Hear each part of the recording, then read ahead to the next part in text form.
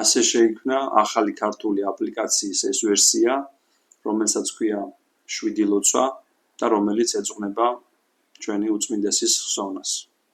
ჩვენი პატრიარქის გარდაცვალების შემდეგ ერთ-ერთი რაც ყველაზე მეტად დამაკლდა იყო მისი ხმა. თუმცა მე აღმოვაჩინე, რომ ეს დანაკლისი მხოლოდ მე არ მაწუხებდა და უამრავი ადამიანი წერდა ამის შესახებ. და აი ამაზე ფიქრისას, თუ როგორ შეიძლებოდა ეს დანაკლისი გარკვეული დოზით მაინც შეგვევსო, გაჩნდა ახალი იდეა, რომ აპლიკაცია 7 ლოცვის ზარად გამომეყენებინა პატრიარქის ხმა, მისი კურთხევა, რომლითაც იგი მოგმართავდა მრავალი წლის განმავლობაში საპატრიარქოს რადიოს და შემდეგ უკვე ამ ინიციატივას შეუერთდა ტელევიზია ქართული ტივიც მათი ეთერებით და ცდილობდა თავის სათქმელის ჩვენამდე მოტანას. გულისხმობ აი ამ ჩანაწერს. 7 ჯერ დღეს აშინა გაქებდა შენ უკავო. ესე იგი 7 ლოცვა ეს არის ხალოცვილი. ამიტომ ყველას უნდა გქონდეთ ჯიბეში 7 ლოცვა. და როცა მოდის იქ მითითებული საათი, თქვენ უნდა ყველაფერი შეაჩეროთ და წაიკითხოთ ის ლოცვა.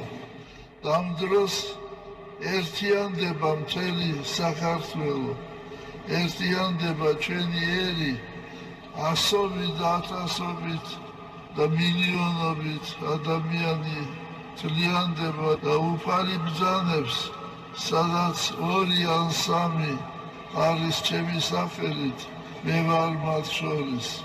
უფალი აუცილებლად შეისმენს.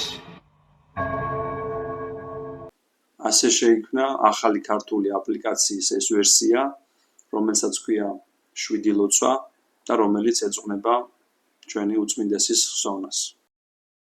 ამ იდეის დაბადების და განვითარების ეტაპზე სხვა დროს მოგიყვებით, ახლა მინდა გაჩვენოთ თუ როგორ მუშაობს ეს აპლიკაცია, რა ფუნქციები აქვს და თქვენთან ერთად მეც ჩამოვწევ ტელეფონში დავაყენებ და გაჩვენებ თუ როგორ შეგიძლიათ ამ აპლიკაციის გამოყენება.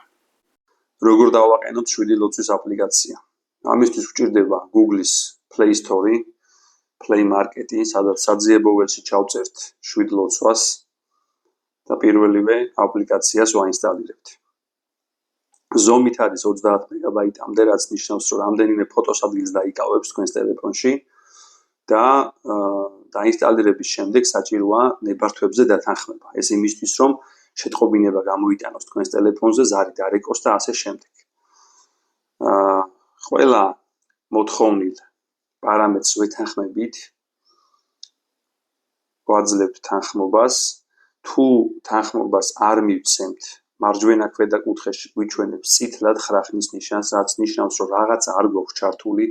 ეს პარამეტრების მენიუ სხვადასხვა მოდელის მიხედვით სხვადასხვაა, მაგალითად Xiaomi-ის ტელეფონებზე არის განსხვავებული, ყოველ შემთხვევაში ყველაფერს უნდა დავეთანხმოთ და ასეთ შემთხვევაში ხრახნის ღილაკი გამწვანდება, ნიშნავს, რომ აპლიკაცია ჩართულია. მიძღვნის ტექსტის გვერდით მარჯვენა ზედა კუთხეში არის play ღილაკი, ეგრეთ წოდებული play ღილაკი, სადაც არის 2 ვიდეო. შემდეგ მოდის ლოცვის ტექსტები და ყველა საათზე არის შესაბამისი ლოცვის ტექსტი და ჩამქრელი ღილაკები ასევე.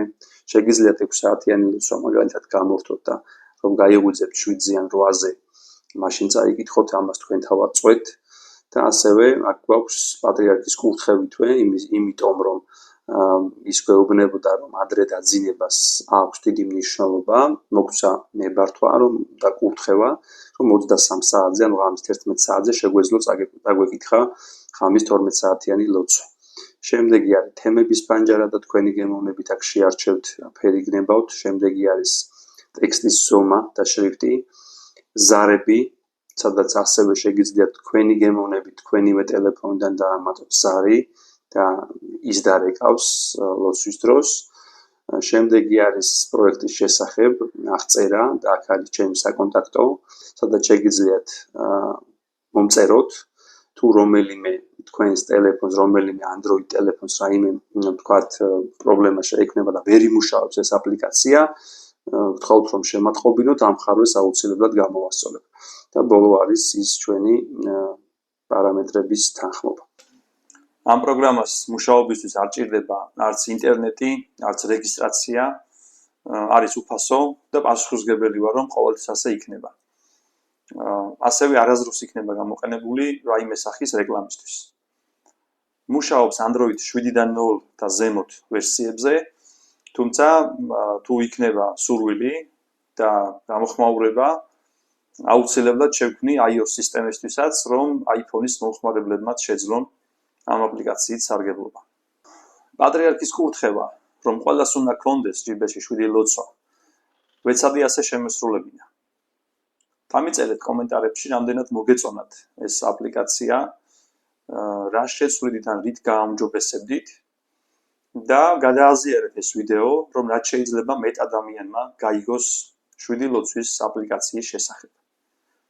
ის თუ რამხელა მნიშვნელობა აქვს აი ამ ტრადიციის აღდგენას, თავად პატრიარქი საუბრობს ამ ყველაფერზე და შეგიძლიათ აპლიკაციაში პირველივე ვიდეო ნახოთ და თავად მოусმინოთ თუ რას ამბობს. რა ჩაიბარა, როდესაც გახდა პატრიარქი, რა დატოვა, როდესაც გავიდა იგი ამ ქვეყნიდან და ამ ყველაფრის ფონზე ის ამბობს, რომ ყველაზე მნიშვნელოვანი, რაც მან გააკეთა, ეს არის 7 ლოცვის ტრადიციის აღდგენა. ეს ძალიან საყურადღებოა, ამას სიღრმისეული ანალიზი სჭირდება და ფიქრობ, რომ თითოეული თქვენგანის თანამონაწილეობა ამ ტრადიციის აღდგენაში არის უმნიშვნელოვანესი.